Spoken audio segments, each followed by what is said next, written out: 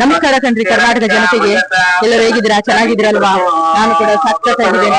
ಇವತ್ತು ನಿಮ್ಮನ್ನೆಲ್ಲರನ್ನು ಕರ್ಕೊಂಡು ನಾನು ಎಲ್ಲಿಗೆ ಬಂದಿದ್ದೇನೆ ಅಂದ್ರೆ ನಮ್ಮ ಉಡುಪಿಯಲ್ಲಿರುವಂತ ಶ್ರೀಕೃಷ್ಣ ಅವರ ಮಠಕ್ಕೆ ನಾನು ಬಂದಿದ್ದೇನೆ. ಇವತ್ತು ಇಲ್ಲಿನ ವಿಶೇಷತೆ ಏನೆಲ್ಲ ಇದೆ, ಹಾಗೂ ಇಲ್ಲಿ ಒಂದು ಕನಕನ ಕಿಂಡಿಕೆ ಅಂತ ಇದೆ, ಅದನ್ನ ಸಹ ವೀಕ್ಷಿಸುವ, ಹಾಗೂ ದೇವಸ್ಥಾನದ ಒಳಗಡೆ ಏನೆಲ್ಲ ಇದೆ ಅಂತ ಎಲ್ಲವನ್ನು ನೋಡುವ, ಹಾಗೂ ಮುಖ್ಯವಾಗಿ ಒಂದು ದೇವಸ್ಥಾನದ ಚರಿತ್ರೆ ಏನಿದೆ ಅಂತ ಮೊದಲು ಅರ್ಥ ಮಾಡ್ಕುವ, ನೋಡುವ, ಹೋಗುವ, ಬನ್ನಿ.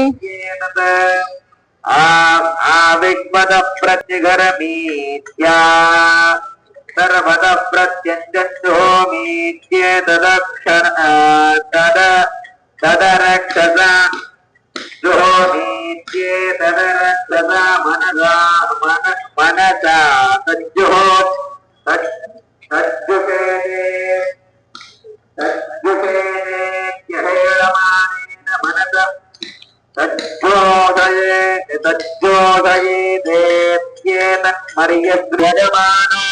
ಒಳಗಡೆ ಮಾಡೋದಕ್ಕೆ ವಿಡಿಯೋ ಮಾಡೋದಕ್ಕೆ ಅವಕಾಶ ಗೊತ್ತಿಲ್ಲ. ಹಾಗಾಗಿ ನಾನು ಇಲ್ಲೇ ಒಂದು ಶ್ರೀಕೃಷ್ಣನವರ ಒಂದು ಚಿಕ್ಕದಾದಂತ ಒಂದು ಸ್ಟೋರಿಯನ್ನ ನಾನು ಇಲ್ಲೇ ನಿಮ್ಗೆ ತಿಳಿಸ್ತೇನೆ. ಏನಂತಂದ್ರೆ ಈ ಒಂದು ಮುಖ್ಯವಾಗಿ ಈ ಒಂದು ಉಡುಪಿಯಲ್ಲಿರುವಂತಹ ಶ್ರೀಕೃಷ್ಣವರ ಮಠ ಸುಮಾರು ಹಲವಾರು ವರ್ಷಗಳ ಹಿಂದೆ, ಅಂದ್ರೆ ಸುಮಾರು 1278 ವರ್ಷಗಳ ಇನ್ನೂ ಹಿಂದೆ ಇರ್ಬೋದೇನೋ ಗೊತ್ತಿಲ್ಲ. ಆಗ ಒಂದು ದ್ವಾರಕಿ ಅಂದ್ರೆ ಗುಜರಾತಿನಲ್ಲಿರುವಂತಹ ಒಂದು ನಗರ ಶ್ರೀಕೃಷ್ಣ ಏನ್ ಮಾಡ್ತಾ ಇದ್ದಾನೆ, ಆಳ್ವಿಕೆ ಮಾಡ್ತಾ ಇದ್ದ ಆ ಒಂದು ನಗರವನ್ನು. ಆ ಒಂದು ನಗರವನ್ನು ಶ್ರೀಕೃಷ್ಣ ಏನ್ ಮಾಡ್ತಾ ಇದ್ದ, ಆಳ್ವಿಕೆ ಮಾಡ್ತಾ ಇದ್ದಂತ ನಗರದಲ್ಲಿ ಒಂದು ದಿವಸ ಏನಾಗ್ತದೆ ಅಂತಂದ್ರೆ ಕೃಷ್ಣನ ಹೆಂಡತಿಯಾದಂತಹ ರುಕ್ಮಿಣಿ, ಅವಳಿಗೆ ಒಂದು ಶ್ರೀಕೃಷ್ಣನ ಒಂದು ಚಿಕ್ಕ ವಯಸ್ಸಿನಲ್ಲಿ ಯಾವುದೆಲ್ಲ ತುಂಟಾಟ ಮಾಡ್ತಾನೆ ಅದನ್ನೆಲ್ಲವನ್ನು ನೋಡ್ಬೇಕೆನ್ನುವ ಆಸೆ ಆ ಒಂದು ರುಕ್ಮಿಣಿಗೆ ಇರುತ್ತೆ. ಹಾಗಾಗಿ ರುಕ್ಮಿಣಿ ಏನ್ ಮಾಡ್ತಾಳೆ ಅಂತಂದ್ರೆ ಶ್ರೀಕೃಷ್ಣ ಅವರ ತಾಯಿ ಹತ್ರ ಹೋಗಿ, ಯಶೋದೆ ಹತ್ರ ಹೋಗಿ, ನಿಮ್ಮ ಮಗ ಚಿಕ್ಕ ವಯಸ್ಸಿನಲ್ಲಿ ಏನೆಲ್ಲ ತುಂಟಾಟ ಮಾಡಿದ ಅಂತ ಆ ಒಂದು ಚರಿತ್ರೆ ನನಗೆ ಹೇಳ್ತೀರಾ ಅಂತ ರುಕ್ಮಿಣಿ ಯಶೋದೆ ತಾಯಿ ಹತ್ರ ಕೇಳುವಾಗ, ಯಶೋದೆ ತಾಯಿ ತನ್ನ ಮಗನ ಚರಿತ್ರೆಯನ್ನು ಚಿಕ್ಕ ವಯಸ್ಸಿನಲ್ಲಿ ಏನೆಲ್ಲ ತುಂಟಾಟ ಮಾಡ್ತಿದ್ದ ಅದನ್ನೆಲ್ಲವನ್ನು ಒಂದೊಂದು ಹಂತವಾಗಿ ಯಶೋದೆ ತಾಯಿ ಏನ್ ಮಾಡ್ತಾಳೆ, ರುಕ್ಮಿಣಿಗೆ ತಿಳಿಸ್ತಾರೆ. ಆಗ ತಿಳಿಸುವಾಗ ಒಮ್ಮೆ ಕೃಷ್ಣ ಪಕ್ಕದಲ್ಲಿ ನಿಂತ್ಕೊಂಡು ಏನ್ ಮಾಡ್ತಾನೆ, ಚಿಕ್ಕ ವಯಸ್ಸಿನಲ್ಲಿ ಯಾವ ರೀತಿ ಇದ್ದಾನಲ್ಲ ಕೃಷ್ಣ, ಆ ಒಂದು ಅವತಾರವನ್ನು ಕೊಡುತ್ತಾನೆ. ಅದನ್ನು ನೋಡಿದ ರುಕ್ಮಿಣಿ ತುಂಬಾ ಖುಷಿ ಆಗ್ತದೆ. ಆಗ ಶ್ರೀಕೃಷ್ಣನಿಗೆ ಹೇಳ್ತಾರೆ, ರುಕ್ಮಿಣಿ ನಿಮ್ಮ ಚಿಕ್ಕ ವಯಸ್ಸಿನಲ್ಲಿರುವಂತಹ ಒಂದು ಸ್ವರೂಪವನ್ನು ನನಗೆ ನೀಡ್ತೀರಾ ಅಂತ ಕೇಳುವಾಗ ಶ್ರೀಕೃಷ್ಣ ಏನ್ ಮಾಡ್ತಾರೆ ಅಂತಂದ್ರೆ ಅಲ್ಲೇ ಇರುವಂತಹ ವಿಶ್ವಕರ್ಮ ಇವರಿಗೆ ಒಂದು ತಿಳಿಸ್ತಾರೆ, ನನ್ನ ಚಿಕ್ಕ ಬಾಲ್ಯದ ಒಂದು ಸ್ವರೂಪವನ್ನು ನೀವು ರುಕ್ಮಿಣಿಗೆ ಮಾಡಿಕೊಡಿ ಅಂತ ಹೇಳುವಾಗ ವಿಶ್ವಕರ್ಮ ಏನ್ ಮಾಡೋದು, ಸುಂದರವಾದ ಒಂದು ಇದು ಮೊಸರು ಸಿಡಿತೀವಲ್ಲ ಕಟ್ಗೆ, ಅದನ್ನು ಹಿಡ್ಕೊಂಡು ಮತ್ತೆ ಒಂದು ದಾರವನ್ನು ಹಿಡ್ಕೊಂಡಿರುವಂತ ಸುಂದರವಾದಂತ ಒಂದು ಕೃಷ್ಣನ ಸ್ವರೂಪವನ್ನು ಚಿಕ್ಕ ವಯಸ್ಸಿನಲ್ಲಿ ಯಾವ ರೀತಿ ಇದ್ರಲ್ಲ ಕೃಷ್ಣ, ಆ ಒಂದು ಸ್ವರೂಪವನ್ನು ರುಕ್ಮಿಣಿಗೆ ಮಾಡಿಕೊಡ್ತಾರೆ. ರುಕ್ಮಿಣಿ ಪೂಜೆ ಮಾಡ್ಕೊಳ್ತಾ ಹೋಗ್ತಾರೆ. ಯಾಕಂದ್ರೆ ಕೃಷ್ಣ ಏನ್ ಮಾಡ್ತಾನೆ ಅಂದ್ರೆ ಆ ಒಂದು ರಾಜಕಾರಣಿಯ ಒಂದು ಕೆಲಸದಲ್ಲಿ ಬ್ಯುಸಿ ಆಗಿರ್ತಾರೆ. ಹಾಗಾಗಿ ಅವರನ್ನು ನೋಡದ ಕಾರಣದಿಂದಾಗಿ ರುಕ್ಮಿಣಿ ಅವರ ಚಿಕ್ಕ ವಯಸ್ಸಿನಲ್ಲಿ ಇದ್ದಂತಹ ಸ್ವರೂಪವನ್ನೇ ಪೂಜೆ ಮಾಡ್ತಾ ಹೋಗ್ತಾರೆ. ಹಾಗೆ ಒಮ್ಮೆ ಏನಾಯ್ತು ಅಂತಂದ್ರೆ ದ್ವಾರಕೆಯಲ್ಲಿ ಒಂದು ಪ್ರವಾಹ ಉಂಟಾಗ್ತದೆ. ಶ್ರೀಕೃಷ್ಣನ ಎಲ್ಲಾ ಒಂದು ಕೆಲಸ ಮುಗಿಸಿ ಅವ್ರು ಏನ್ ಮಾಡ್ತಾರೆ, ಹೇಳೋಕೆ ತೆರಳಿ ಹೋಗ್ತಾರೆ. ಯಾರು? ಶ್ರೀಕೃಷ್ಣ. ಹೀಗೆ ತೆರಳಿ ಹೋದ ನಂತರ ಆ ಒಂದು ಜಾಗದಲ್ಲಿ ಪ್ರವಾಹ ಉಂಟಾಗ್ತದೆ. ಹಾಗಾಗಿ ನೀರು ಬಂದು ಎಲ್ಲವನ್ನು ಅಂದ್ರೆ ರುಕ್ಮಿಣಿ ಪೂಜೆ ಮಾಡ್ತಿದ್ದಂತ ಸ್ವರೂಪ ಸಹ ಏನಾಗ್ತದೆ ಅಂದ್ರೆ ನೀರಲ್ಲಿ ಕೊಚ್ಚಿಕೊಂಡು ಹೋಗ್ತದೆ ಸಮುದ್ರದಲ್ಲಿ. ಈ ಕೆಲವು ದಿನಗಳ ಆದ ಮೇಲೆ ಏನು ಕೃಷ್ಣನ ಮೂರ್ತಿ ಮುಳುಗೋಗಿತ್ತಲ್ಲ, ಆಗ ಗೋಪಿ ಚಂದನ ಒಂದು ಮಣ್ಣಿನಿಂದ ಒಂದು ವಿಗ್ರಹ ಏನಾಗ್ತದೆ ಅಂದ್ರೆ ಮುಚ್ಚಿಕೊಳ್ಳುತ್ತದೆ. ಅದನ್ನೇ ಒಂದು ಕೆಲವು ವರ್ಷಗಳ ಆದ್ಮೇಲೆ ದಡಕ್ ಬಂದು ತಲುಪಿದಾಗ ಅಲ್ಲಿದ್ದಂತ ನಾವಿಕರು ಅದನ್ನು ನೋಡಿ ಅದನ್ನು ತಮ್ಮ ದೋಣಿಯಲ್ಲಿ ಇಟ್ಕೊಂಡು ಹೋಗ್ತಾರೆ. ಹೀಗೆ ಒಮ್ಮೆ ಮಧ್ವಾಚಾರ್ಯರು ಮಲ್ಪೆ ಬೀಚಿನ ಹತ್ರ ಧ್ಯಾನ ಮಾಡ್ತಾ ಇದ್ದರು.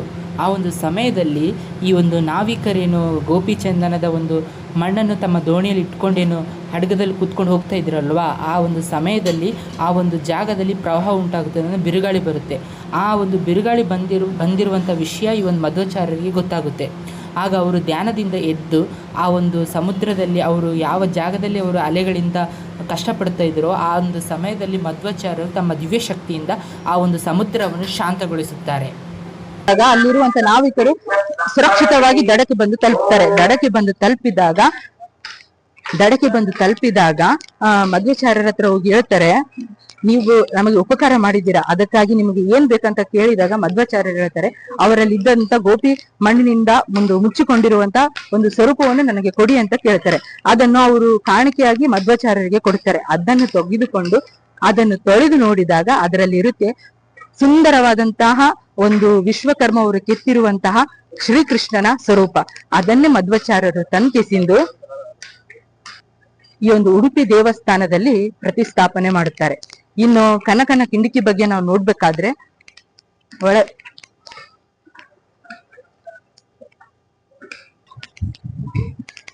ಮಧ್ವಾಚಾರ್ಯರು ಸ್ಥಾಪನೆ ಮಾಡಿರುವಂತಹ ಶ್ರೀಕೃಷ್ಣನ ಸ್ವರೂಪ ಇದೇ ಒಂದು ಜಾಗದಲ್ಲಿದೆ. ಮತ್ತೆ ಇಲ್ಲಿ ಕನಕನ ಕಿಂಡಿಕಿ ಇದೆ. ಈ ಕನಕನ ಕಿಂಡಿಕಿ ವಿಶೇಷತೆ ಏನಂತಂದ್ರೆ, ಹಲವಾರು ವರ್ಷಗಳ ಹಿಂದೆ ಕನಕದಾಸರು ಈ ಒಂದು ಸ್ಥಳಕ್ಕೆ ಬರ್ತಾರೆ. ಯಾರಿಗೆ? ಕೃಷ್ಣನ ಒಂದು ದರ್ಶನಕ್ಕಾಗಿ ಒಂದು ಸ್ಥಳಕ್ಕೆ ಬಂದಾಗ, ಈ ಒಂದು ಸ್ಥಳಕ್ಕೆ ಕೃಷ್ಣನ ದರ್ಶನಕ್ಕಾಗಿ ಒಂದು ಸ್ಥಳಕ್ಕೆ ಬಂದಾಗ ಇಲ್ಲಿರುವಂತಹ ಪುರೋಹಿತರು ಅವರನ್ನು ಒಳಗಡೆ ಬಿಡೋದಿಲ್ಲ. ಯಾಕಂದ್ರೆ ಅವರು ಕೀಳು ಜಾತಿ.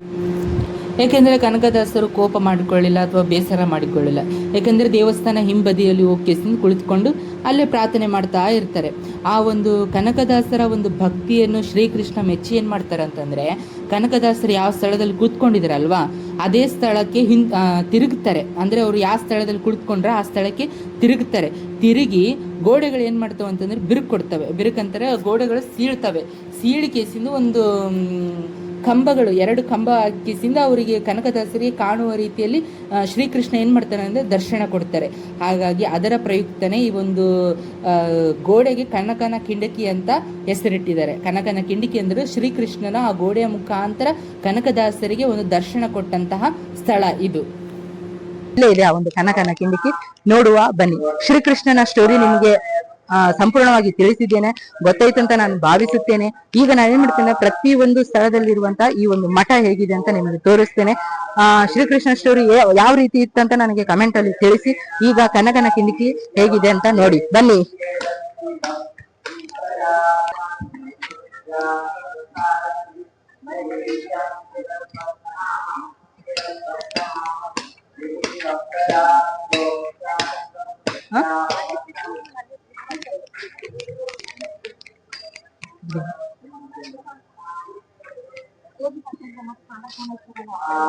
ಇದು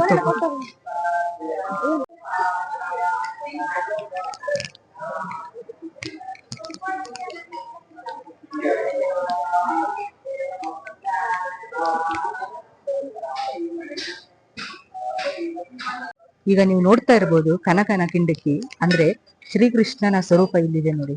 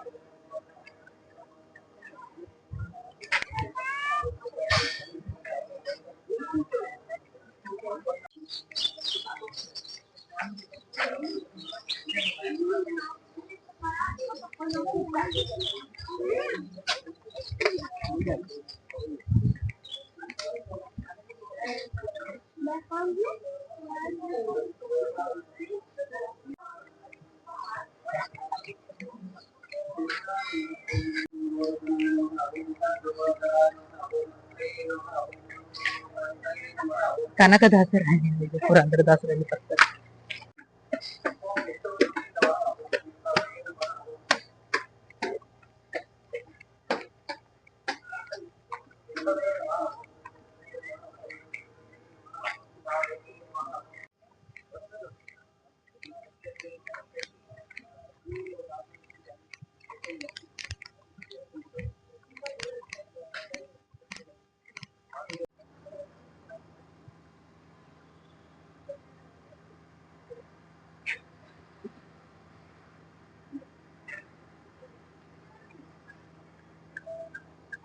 ಹೇಗಿದೆ ನಮ್ಮ ಉಡುಪಿಯಲ್ಲಿರುವಂತ ಶ್ರೀಕೃಷ್ಣ ಅವರ ಮಠ.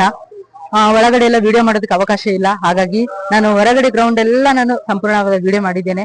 ಯಾರೆಲ್ಲ ಮಲೆನಾಡು ಎನ್ನುವಾಗ ಪ್ರಸಾದ್ ಯೂಟ್ಯೂಬ್ ಚಾನೆಲ್ ನೋಡ್ತಾ ಇದ್ದೀರಾ, ದಯವಿಟ್ಟು ಸಬ್ಸ್ಕ್ರೈಬ್ ಆಗಿ. ಹಾಗೆ ಈ ಒಂದು ವಿಡಿಯೋ ನಿಮ್ಗೆ ಇಷ್ಟ ಆದ್ರೆ ಲೈಕ್ ಮಾಡಿ, ಕಮೆಂಟ್ ಮಾಡಿ, ನಿಮ್ಮ ಅನಿಸಿಕೆಗಳನ್ನು ಕಮೆಂಟ್ ಬಾಕ್ಸ್ ಅಲ್ಲಿ ತಿಳಿಸಿ. ಮತ್ತೊಂದು ಸ್ಥಳದಲ್ಲಿ ಮತ್ತೊಂದು ಜಾಗದಲ್ಲಿ ನಿಮ್ಮೊಂದಿಗೆ ಬರುತ್ತೇನೆ. ಅಲ್ಲಿವರೆಗೂ ಬಾ.